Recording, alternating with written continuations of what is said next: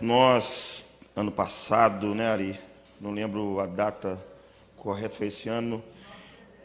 Nós iniciamos uns trabalhos a respeito, com as comunidades, a respeito do transporte público em Juiz de Fora. Devido às dificuldades, a gente entende, das lideranças comunitárias, de se fazer pesquisa, porque demanda de tempo, tem que estar parado lá no ponto de ônibus, isso foi o que foi tratado entre nós, entre as reuniões, e foi deliberado assim entre as pessoas presentes a respeito, para verificar se realmente aquilo que consta lá, que chega para você, né, é realmente o que está chegando lá. Então, nós tentamos usar da isenção de não colocar a própria Cetra e a empresa para nos trazer essa informação de horários. Então, nós solicitamos a cada líder que arrumasse as pessoas que pudessem nos ajudar nessa pesquisa. Nós conseguimos receber somente, participaram a média aí de 10 a 15, né, pessoas, mais ou menos, né, de representantes de bairro que vieram. Desses 300 que existem em Juiz de Fora, só vieram esses, os interessados. Porém, essa dificuldade só me entregaram 3 até agora. Então, nós estamos aguardando um pouco mais. A gente sabe que essa época de política é meio complicada. Mas o que chega para nós, nesse tempo que eu tenho trabalhado, por parte, eu vou falar por partes, tá, gente? Não é defesa de ninguém. A gente tenta trazer um consenso e tentar trazer um denominador comum. Porque eu tenho visto que o Conselho Municipal de Transportes não faz reunião. Não existe a reunião. 2017 falou 5, né? Esse ano não está no site. Não conseguiu houver reunião para tratar disso. Então, é uma coisa que precisa ser corrigida, sabe, secretário? Nós precisamos ter esse conselho funcionando. A gente tem que receber as pessoas as reclamações. Isso tem que chegar mais... Já chega para o senhor, eu já sei o trabalho que o senhor faz. Mas esse conselho tem que funcionar, senão não há necessidade dele existir. Não é isso? Até porque eu tenho que pegar essas demandas e levar para o senhor nesse conselho, a qual eu estou fazendo parte agora. Aí é o seguinte, vamos iniciar da parte patronal. Ponto de vista da parte patronal. A população quer um ônibus melhor, mas nós temos umas ruas terríveis, cheias de buraco. Sabemos da dificuldade da prefeitura em manter esse serviço, haja visto o atraso dos impostos que deveriam bater na conta do município. A gente entende. Então, coloque-se o ônibus lá, com um mês ele já está igual uma carroça, igual o pessoal fica falando. E a verdade tem que ser dita. Isso acontece no carro da gente. O carro está lá direitinho. Quando você começa a andar num bairro esburacado, daqui a pouco está cheio de barulhinho. Aí você fica parando o carro para saber onde está esse barulho. Que barulho é esse? Que grilo é esse que está dentro do meu carro? Você imagina um ônibus daquele cheio de lata. Então, temos que ver essa situação. Sobre os funcionários. Nós estivemos trabalhando e conversando. Os funcionários também estão com dificuldade de cumprir os seus horários. Não é isso? Um trânsito caótico em certos horários. Alguém que vai ter que se desgastar politicamente nessa cidade para se verificar onde vai o ônibus de lugar tal, onde vai para o outro, porque passar na Rio Branco, na Getúlio Vargas, em certos horários, o funcionário sofre dentro daquele ônibus ali e chega no bairro dele, a população cobra dele. Eu presenciei esse fato. Eu estive lá para ver. Eu não estou falando que o pessoal me comentou, não. Foi uma das pesquisas que nós fizemos nos bairros. O motorista chega lá já estressado e a pessoa que estava esperando mais de 1 hora no ponto quer bater nele. Então, você tem que avaliar, não é isso? Você vai pedir calma para aquela pessoa, ficou 1 hora lá no ponto de ônibus. Aí o motorista também tem culpa. Então, é o que eu vi lá na ponta da linha. É essa dificuldade. Tem que se diminuir horários? Tem. Mas qual vai ser o lucro desse para a população? Qual vai ser a melhora disso? Não houve melhora no transporte. Vamos diminuir o horário para ajudar, sim, os funcionários do transporte público. Eles precisam de ir no banheiro. Tem lugar que nem banheiro tem. Por incrível que pareça. Se o bar estiver fechado, ele está enrolado. Se o dono do bar passar mal, ele não tem onde fazer as necessidades dele fisiológicas. Então, isso tem que ser avaliado. Não tem como parar? Peço mais 2 minutos. Agora, vamos nas maiores reclamações que chegam para a gente da população. Limpeza. Coisa tão simples, a limpeza. O pessoal está reclamando, os ônibus estão sujos. Não é possível que um ônibus saia da garagem de manhã, sujo e ninguém vê. Quem que é o funcionário fiscalista dentro da empresa? Não tem um funcionário que fiscaliza isso lá? Aí o cara tem que sair de manhã para trabalhar dentro do ônibus sujo. Nem isso o cara pode cuidar de uma limpeza, uma coisa tão simples. Horários. Entre 17 e 19 horas. Impossível do cidadão chegar em casa. Então é o desgaste que eu falo para o senhor. Nós temos que ter um desgaste político e saber para onde o ônibus vai passar, para todo mundo trabalhar tranquilo, para a população não ficar nervosa. É claro que vai ter um desgaste, que a população vai reclamar, às vezes um itinerário vai mudar, mas nós temos que sentar e conversar isso. Nas reuniões a gente verifica essa situação. Isso tem que sentar e ser conversado. Internet. Para que fez internet se não funciona? Tira aquilo lá e põe outra coisa melhor então. Porque do jeito que está não adianta nada ficar falando que tem e ficar recebendo 50 mil reclamações no nosso gabinete que isso não funciona. Então traz outra melhoria em troca daquilo. Não vai ter internet não, põe outra coisa lá.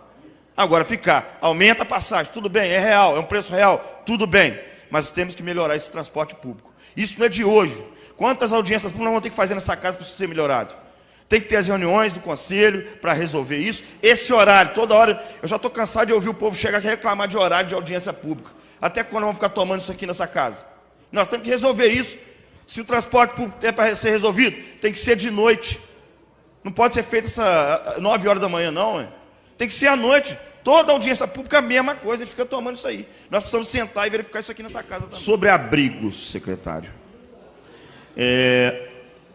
Eu visitei alguns locais também, principalmente o bairro Santa Paula, lá em cima, na parte de cima, lá onde tem um empreendimento Minha Casa Minha Vida. O local, quando eu cheguei, ele estava chovendo e o povo esperando na chuva. E eu fiz esse pedido já ano passado. E o local continua sem. Hein? Lá em cima é o Vivendas da Serra. Parque, tem outros bairros, por exemplo, Alto Eldorado, eu fiz o pedido também de abrigo, porque os ônibus têm essa dificuldade está serenando, eles estão com sol, estão lá no tempo. Então, eu queria saber como é que funciona isso realmente dos abrigos, esses pedidos que a gente faz. Se realmente, qual a quantidade que isso é feito por mês, não é isso? Será que tem essa manutenção realmente? É isso que eu preciso saber, porque a dificuldade está tremenda nessa situação. Bom, com relação a uma coisa que foi dita, dos ajustes de horário, o vereador Melo tem feito um trabalho bastante relevante nesse sentido.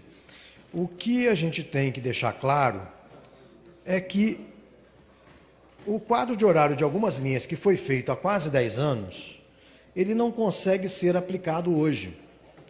E que, na verdade, que o representante aqui do bairro falou que existem perdas de viagens, na verdade, essas perdas de viagens elas não ocorrem porque elas já não são feitas há muitos anos. O que precisa ser feito é uma adequação de um quadro de horário de quase 10 anos de idade, onde prevê lá, vou chutar aqui um número, 10 viagens por dia. Hoje, por conta do trânsito, do excesso de carro, enfim, de uma série de novas condições, só são feitas 8, e a gente continua fingindo que a gente tem um quadro com 10 viagens. Então, é fisicamente impossível que o veículo vá e volte, o ônibus vai e volte, cumpra aquele quadro de horário, porque já não tem mais espaço na via para fazê-lo. Então, quando perdeu 1.000 viagens, 2.000 viagens, a gente tem que tomar cuidado para que a gente utilize a informação com correção. Então, as viagens já não são realizadas. Então, a redução da quilometragem já é considerada hoje, ela já não existe. E aí a gente entra num problema mais grave, que é o descumprimento de um acordo com o Ministério Público do Trabalho, que é para realizar o fracionamento do horário de descanso dos trabalhadores. Então, a gente tem que fazer essa adequação do quadro de horário para que o trabalhador tenha garantido no quadro de horário o seu direito de descansar, ir ao banheiro, fazer o seu lanche, ter a pausa de 5 a 10 minutos, dependendo da linha, para que ele possa ter esse descanso. O motorista de ônibus e o cobrador não são máquinas que ficam batendo e voltando no ponto final para vir ao centro. Eles têm ali que ter um descanso como todos nós temos direito. pausa para o cafezinho, a gente para conversar um pouquinho do nosso trabalho. Isso também deve ser garantido ao trabalhador do transporte coletivo. E o que a gente quer fazer, o que a gente precisa fazer, é essa adequação do quadro de horários. Então, agradeço ao Sargento Melo por a gente estar trabalhando em conjunto nisso, Melo. E aproveitando essa questão do quadro de horário, já vou entrar numa outra, que é o fato da gente precisar alterar algumas linhas e trazer algumas linhas que vão para a Zona Norte, trazer para a Avenida Brasil. Aproveitar que a gente implantou ao longo desses anos a mão única na Brasil e que daqui a pouco a obra da Cesama, da despoluição do Paraibuna, ela vai ser encerrada. Nós vamos ter 3 faixas de cada lado da Avenida Brasil e uma deve ser ocupada pelo transporte coletivo. E com isso a gente reduz o tempo de acesso à área central utilizando a Praça da Estação. Desembarca na Avenida Brasil com Alfield e já tem acesso ao centro da cidade. Não precisa usar a parte da Rio Branco tão congestionada e a própria Avenida Getúlio Vargas, que muito bem citou o vereador Garotinho, que hoje necessita de uma adaptação que a gente não conseguiu fazer com a verba específica do PAC, que não foi concluído o processo. Então, são ajustes que a gente precisa da comunidade, precisa da sociedade, dos vereadores, porque a gente tem medidas que podem ser implantadas. Mas se a sociedade não trabalhar em conjunto conosco, a gente já implantou uma linha e a própria comunidade falou, não, eu não quero ir para a Avenida Brasil. Isso é discriminação. Não é. O que a gente tem que tentar fazer é aproveitar melhor os instrumentos e os insumos que a gente tem. A gente tem uma Avenida Brasil hoje que tem um outro comportamento. Então a gente pode usar o corredor da Brasil para melhorar o atendimento, reduzir quilometragem, reduzir frota, enfim. Tem uma série de coisas, isso tudo reduz o custo do sistema de transportes. Tá? Com relação à qualidade, faz parte do contrato também uma pesquisa que a Prefeitura tem que contratar para verificar a qualidade. Essa pesquisa vai ser feita ao longo do mês de novembro. E a gente também tem os indicadores onde a gente faz a medição. E ontem, na reunião do Conselho, eu me comprometi com os conselheiros a gente colocar todas as informações no site, como tem sido feito uma praxe, desde o início do ex-prefeito Bruno Siqueira, colocar tudo transparente na internet. Então, todos os índices que a gente conseguir colocar e que não forem necessários investimentos de grande monta para poder organizar sistema, contratar software, se não tiver que fazer isso, será feito e colocado na internet o mais breve possível. Eu aviso aos senhores vereadores dessa colocação desses dados. Com relação à frota, cabe esclarecer que a gente tem uma frota hoje que ela tem 10 anos de idade máxima e 5 anos de idade média. Então tem que haver equilíbrio. Vamos supor, se todo mundo tivesse metade dos ônibus, 300 ônibus, vamos dizer, com 10 anos, os outros 300 teriam que ser 0. Ou a gente pode ir trazendo para o meio que os 600 ônibus teriam 5 anos de idade. Aí manteria a idade média de 5.